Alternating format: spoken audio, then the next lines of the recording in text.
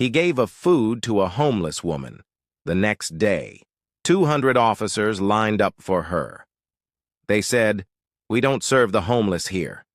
The plate clattered to the floor, sending warm food splashing across the cracked pavement. Jake didn't hesitate. He stepped forward, shielding the worn-out woman with his broad frame, as if his jacket could protect her from the world's cold glare. The rain hammered down, soaking through his shirt as onlookers quickly turned away, pretending they hadn't seen. Jake reached into his pocket, pulling out a few bills. "Here," he said softly, "buy yourself something warm." But the diner owner's voice cut through the downpour, harsh and unforgiving. "You're out of here, now!" Jake said nothing. He just walked away. The next morning, just as dawn broke over the city skyline, 200 police officers stood silently outside the same diner. They didn't come for coffee. They came for Jake. Jake Marshall was nobody special. At 34, he carried the kind of quiet strength that often goes unnoticed. His steel-blue eyes scanned the streets with a watchful calm, his dark hair tousled from a restless night. Growing up in Springfield, Illinois, Jake knew what it meant to struggle. Raised by his grandmother, a retired nurse who taught him that kindness was the true measure of a person, he learned early that heroes don't always wear badges or uniforms. Most days, Jake worked double shifts at a local auto shop to keep a roof over his head and food on the table. Few ever asked why he gave so much, or why he never walked past someone in need. But Jake had his reasons, all rooted in a small apartment with peeling paint, a rusted bicycle in the corner, and a photo of his late brother, a firefighter who died saving lives in a blaze 3 years ago. "Do the right thing," his brother used to say, "even if no one notices." That promise stayed with Jake, a quiet flame burning through the darkest nights. When the diner owner booted him out for helping a homeless woman, it seemed like the end of the road. But it was just the beginning, because sometimes the smallest act of kindness can ignite the loudest roar, and Jake was about to make sure the whole city heard it. Jake Marshall wasn't the kind of man who sought the spotlight. At 34, he carried the weight of quiet battles fought long before anyone noticed. Raised in a modest neighborhood of Springfield, Illinois, Jake's childhood was shaped by his grandmother, Ruth, a stern but loving woman who worked 2 jobs as a nurse to keep the family afloat after Jake's parents disappeared into their own struggles. From a young age, Jake learned the meaning of resilience. While other kids chased after dreams in brightly lit classrooms, Jake helped his grandmother care for his little brother, Ethan.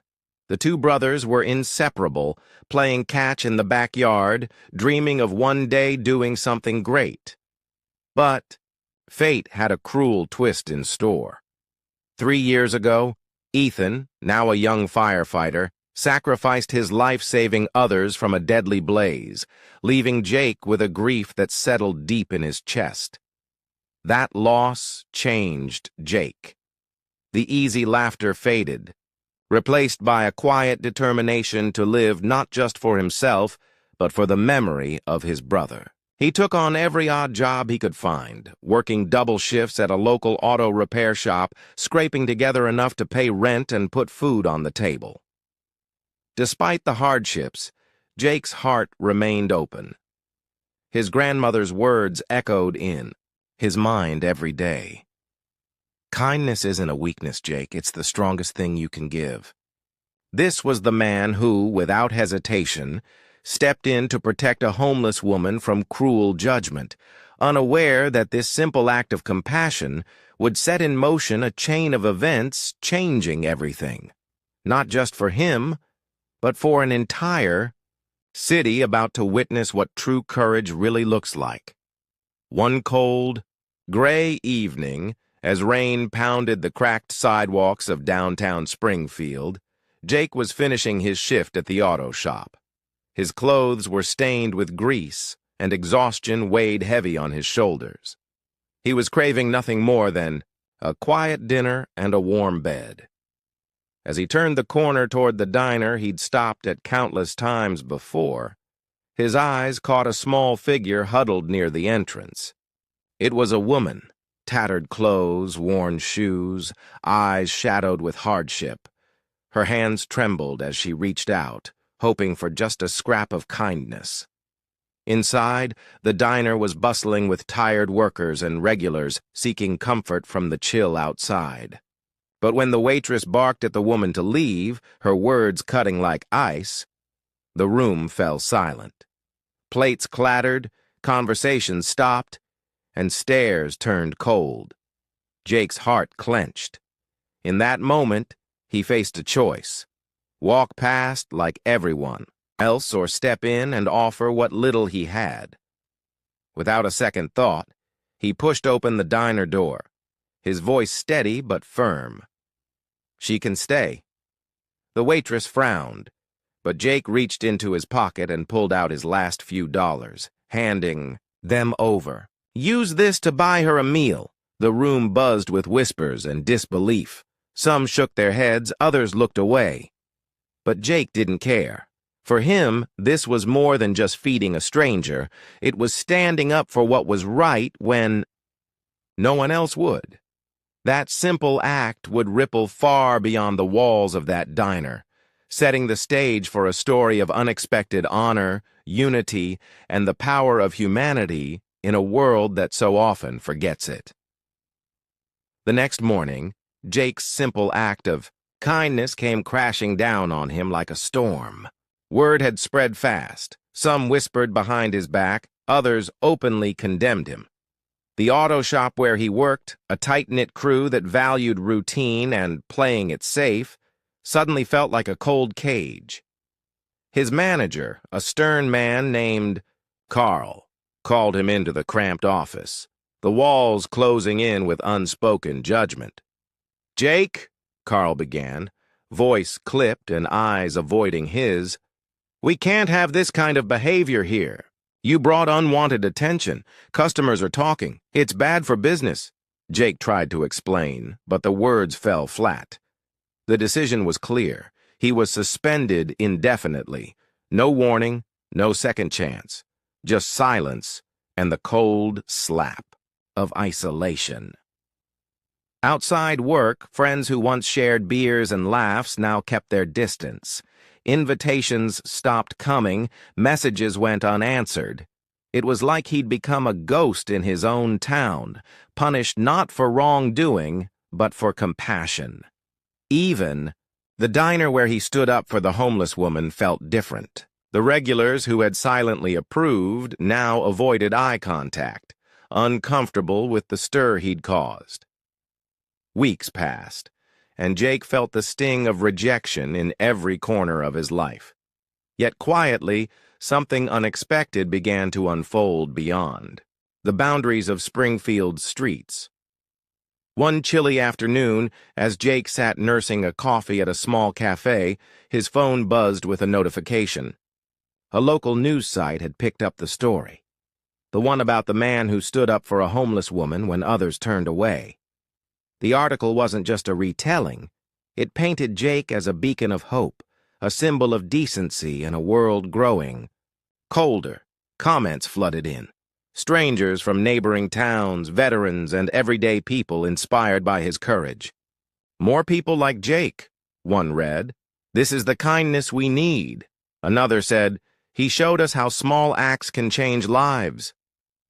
That evening, Jake's inbox was filled with messages. Offers of help, invitations to speak at community centers, even a few calls from local officers wanting to support his cause. The same people who had shunned him now sought his voice, his story. At first, Jake was hesitant, the wounds from betrayal still fresh, the fear of rejection lingering. But as the days went by, he realized this was more than recognition.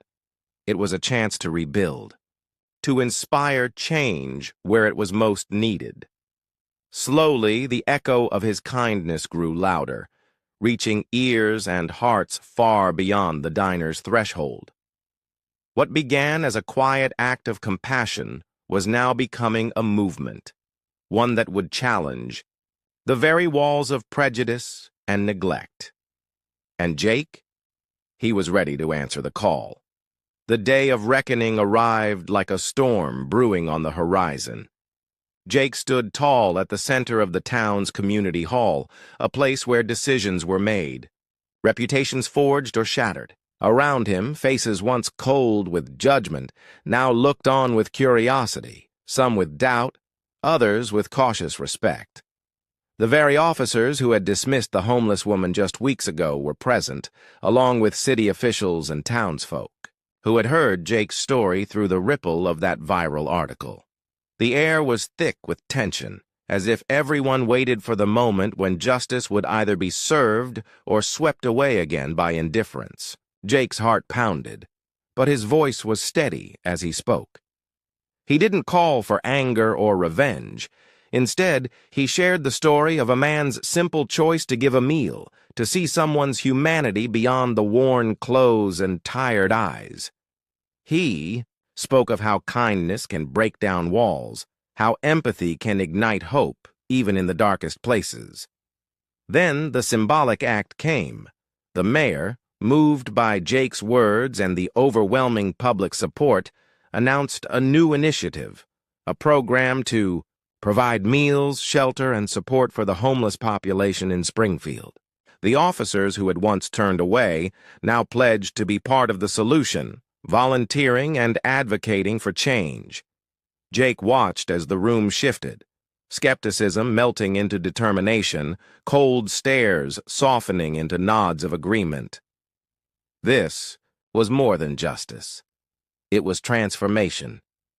And in that moment, Jake wasn't just a man who gave food to a homeless woman.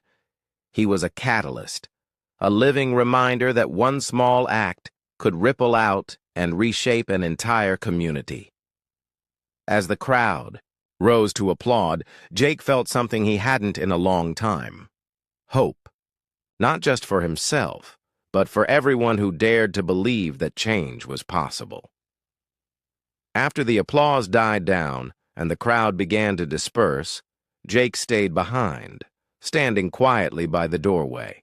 The weight of what had just happened settled over him like a gentle calm after the storm. The community was changing, slowly, surely, because someone chose compassion over indifference. In the days that followed, Jake kept showing up. At shelters, food drives, and meetings, he became a familiar face, not as a hero, but as a steady hand helping others find their footing. The homeless woman he'd helped, now named Grace by the volunteers, found a place to stay and began rebuilding her life. She never sought the spotlight. Like Jake, her strength was in quiet resilience. Jake's story didn't make headlines every day.